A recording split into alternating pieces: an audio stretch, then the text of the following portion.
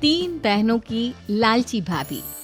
करिश्मा, रेशमा और मनीषा तीन बहनें हैं। उनका एक भाई भी है, मयंक। मयंक अपनी बहनों को बहुत प्यार करता है, लेकिन मयंक की पत्नी सविता इस मामले में मयंक से बिल्कुल ही अलग है। वो अपनी ननदों का जितना बुरा कर सकती है उतना बुरा करती ही रहती है और अपनी ननदों पर हुक्म भी चलाती है।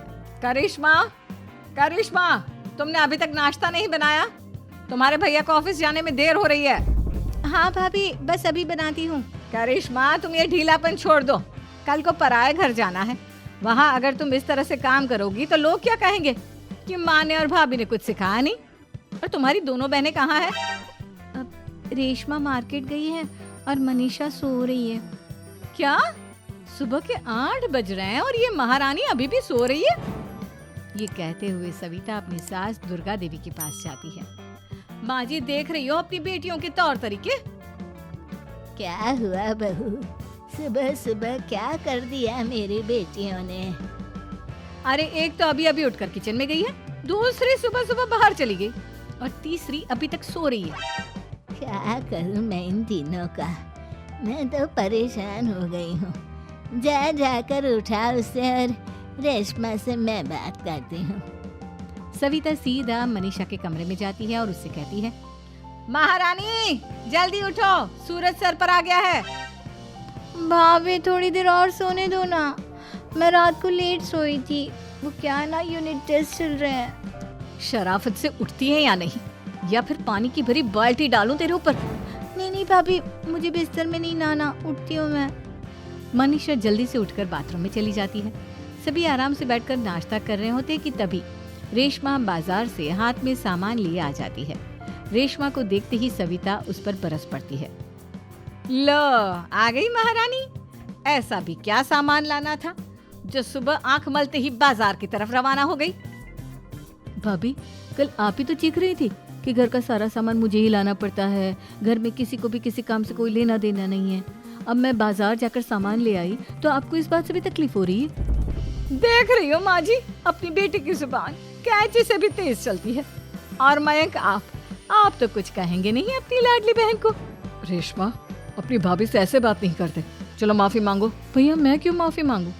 आप भाभी से बोलिए ना कि हम पर कम हुक्म चलाया करे। हम इस घर की बेटियां हैं और आपकी पत्नी की ननद है, नौकरानी नहीं। लो कर लो बात। इनकी भलाई के लिए कुछ भी बोलो तो इन्हें बुरा लग जाता है। इस घर में यही इज्जत है मेरी। देख लो माँ जी, आपकी बेटी किस लहजे में मुझसे बात कर रही है। सविता वहाँ से चली जाती है। मयंक को बहुत गुस्सा आता है, वो भी वहाँ से चला जाता है। फिर करिश्मा रेशमा को समझाती है, रेशमा, तुम्हें भाभी से माफी मांग लेनी चाहिए थी ना। लेकिन दीदी, मैंने कुछ किया ही नहीं, तो मैं माफी क्यों मांगू? हाँ करिश्मा दीदी, रेशमा दीदी जैसे ही घर में आई भाभी ही उन पर चिल्ला रही थी। हाँ, मैं मानती हूँ कि गलती भाभी की थी। मैं तो इसलिए बोल रही हूँ कि भाभी ने माँ को तो पूरी तरह अपने वश में कर लिया है। वो हमारी बात सुनती ही नहीं। मयंक भैया हमारे लिए हमेशा खड़े रहते हैं, इसलिए उनकी बात का मान तो तुम्हें रखना चाहिए था ना। कोई फायदा नहीं दीदी, कुछ दिनों की बात और है, भाभी उन्हें भी हमारे खिलाफ भड़का देंगी। फिर वो भी माँ की तरह हमारी किसी बात का विश्वास नहीं करेंगे। इसी तरह सविता अपनी तीनों ननदों को किसी न किसी बात पर परेशान करती रहती थी। एक दिन मयंक अपनी तीनों बहनों के लिए गिफ्ट लाया। क्या रेशमा, ये तुम्हारे लिए हार का सेट। रेशमा, तुम्हारे लिए सुंदर सी ड्रेस। और मनीषा, तुम्हें किताबें पसंद है ना, तुम्हारे लिए किताबें लाया हूँ। थैंक यू भैया। थैंक यू भैया। थैंक यू भैया। करिश्मा, तुम्हारा नेकलेस कितना सुंदर है, ये भैया कहाँ से ले आए होंगे? मैंने भैया को 3 दिन पहले फोन पर ये डिजाइन दिखाया था और आज भैया ये ले आए। सविता तो अपनी ननदों की गिफ्ट्स देखकर जल गई और करिश्मा का नेकलेस तो उसे भी बहुत पसंद आया था। अपनी बहनों के लिए कितना अच्छा नेकलेस लेकर आए हैं, मुझे कभी कोई गिफ्ट नहीं दिया। मैं आज ही ये हार चुरा लूंगी। रात में सविता करिश्मा का हार चुरा लेती है और इसी तरह उसे अपनी ननदों की जो भी चीज अच्छी लगती वो उसे मांगती नहीं, बल्कि रात के अंधेरे में चुरा लेती। इसी तरह दिन बीतते गए और सविता ने मयंक के दिल में भी उसकी बहनों के लिए नफरत पैदा कर दी। एक दिन मयंक ने करिश्मा और रेशमा के लिए रिश्ता देखा और ये बात उसने घर में सबको बताई। माँ, करिश्मा और रेशमा के लिए बहुत अच्छा रिश्ता आया है, वो लोग कल इन्हें देखने आ रहे हैं। आप और सविता मिलकर सारी तैयारी कर लेना। ये सुनकर करिश्मा और रेशमा खुश हो जाती हैं, लेकिन सविता सोचती है, अगर इन दोनों बहनों की शादी हो गई तो घर और बाहर का काम कौन करेगा? मनीषा तो एक नंबर की कामचोर है, उससे तो किसी बात की उम्मीद लगाना ही बेकार है। मुझे इस शादी को रोकना होगा। अगले दिन सभी लड़के वालों के स्वागत की तैयारी करने में लगे होते हैं। तभी मयंक अपनी बहनों से आकर कहता है, तैयार हो गई तुम दोनों? देखो दोनों लड़के बहुत अच्छे हैं, मैं कोई कसर नहीं छोड़ना चाहता, इसलिए तुम उनके सामने अच्छे से बिहेव करना और अपनी भाभी से लड़ने मत लग जाना। करिश्मा, तुम वो नेकलेस पहन लो ना जो मैं तुम्हारे लिए लाया था। भैया मैं बहुत देर से वो नेकलेस ढूंढ रही हूँ, लेकिन मुझे मिल ही नहीं रहा। क्या तुमने नेकलेस खो दिया? तुम्हें पता भी है वो कितना महंगा था? तुम कोई काम ढंग से नहीं कर सकती। मयंक गुस्से में वहां से चला जाता है। थोड़ी देर बाद लड़के वाले भी आ जाते हैं। वो दोनों बहनों को पसंद कर लेते हैं और रिश्ता पक्का हो जाता है। लेकिन सविता के दिमाग में तो कुछ और ही खिचड़ी पक रही थी। वो पंडित जी के पास करिश्मा की कुंडली लेकर जाती है और उन्हें पैसे देकर करिश्मा की कुंडली बदलवा देती है। जब लड़के वालों के पास करिश्मा की कुंडली जाती है तो वो दुर्गा को फोन करते हैं। बहन जी, हमने करिश्मा की कुंडली अपने पंडित जी को दिखाई थी। आपकी बेटी की कुंडली नहीं बल्कि दोषों का पिटारा है। देखिए, मैं और मेरे पति इन सब बातों में बहुत विश्वास करते हैं, इसलिए हम आपकी बेटी से अपने बेटे की शादी नहीं करा सकते। इस तरह करिश्मा का रिश्ता टूट जाता है और सभी घर वालों को बहुत दुख होता है। अब कविता सोचती है, चलो करिश्मा का तो रिश्ता टूट गया, अब रेशमा का भी रिश्ता तोड़ना है। क्या करूं?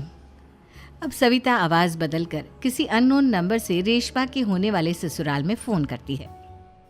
हेलो, मैं कौन हूँ कौन नहीं ये आपके लिए जानना जरूरी नहीं, बस इतना सुन लो कि रेशमा का 2 साल से किसी के साथ अफेयर चल रहा है। बस रेशमा का रिश्ता तोड़वाने के लिए सविता का इतना कहना काफी था। अब रेशमा का भी रिश्ता टूट गया। मयंक और दुर्गा देवी ने रेशमा को खूब खरी खोटी सुनाई और उससे बार बार उस लड़के के बारे में पूछने लगे। आप दोनों मुझे क्यों परेशान कर रहे हो? अरे कोई लड़का होगा मेरी लाइफ में तो मैं बताऊंगी ना, जब कोई है ही नहीं तो कहाँ से लाऊं मैं कोई लड़का? तो तेरे होने वाले ससुराल वालों को फोन किसने किया था? माँ मैं नहीं जानती किसने फोन किया था, मैं सच कह रही हूँ। मैं तो पहले ही कह रही थी इसकी लगाम खींच कर रखो, लेकिन मेरी सुनता ही कौन है। आप चुप रहिए भाभी, ये सब आपका ही किया धरा है। अब तीनों बहनों को विश्वास हो जाता है कि ये सब उनकी भाभी ही कर रही है। तीनों बहनें अपनी भाभी को सबक सिखाने के लिए एक वकील कर लेती है और घर में हिस्सा मांगना। देखो भैया, माँ बाप की जायदाद में जितना बेटों का हक होता है उतना ही बेटियों का, इसलिए इस घर के 4 हिस्से होंगे और हमें अपना हिस्सा चाहिए। मैंने तुम्हारे लिए क्या क्या नहीं किया और तुम इस घर में हिस्सा मांग रही हो? भैया, आप और माँ हम बहनों की कोई बात नहीं सुनते हो और भाभी हमारी शादी नहीं होने देगी क्योंकि उन्हें लगता है कि आप हमारी शादी में ज्यादा पैसा लगाओगे और उन्हें हम जैसी फ्री की नौकरानी कहाँ मिलेगी। तो हम भाभी के साथ तो रह नहीं सकते, हम बहनों को अपना हिस्सा चाहिए। अरे तुम्हें शर्म आनी चाहिए अपने भाभी पर ऐसा इल्जाम लगाते हुए। वो तुम्हारे बारे में कितना सोचती है। हाँ माँ, भाभी हमारे बारे में बहुत सोचती है, दिन रात बस यही सोचती रहती है कि किस तरह से अपनी तीनों ननदों को परेशान करूं और कभी मुझे पढ़ने भी नहीं देती। दोनों बहनों का रिश्ता भी तो इन्होंने ही तोड़वाया है और रात में हमारे कमरे में आकर हमारी चीजें भी चुराती हैं। इसी तरह सविता की तीनों ननदें अपनी बात पर अड़ी रही। अब कोर्ट में तारीख भी शुरू हो गई। जब सविता को लगा कि उसकी तीनों ननद इतनी आसानी से नहीं मानने वाली, तो उसने अपने पति और सास को सारी सच्चाई बता दी और अपनी तीनों ननद से माफी मांगी। मयंक और दुर्गा को भी अपनी गलती का एहसास हो गया। अब सविता खुद करिश्मा और रेशमा के लिए अच्छा रिश्ता ढूंढती है और उनकी शादी करवाती है।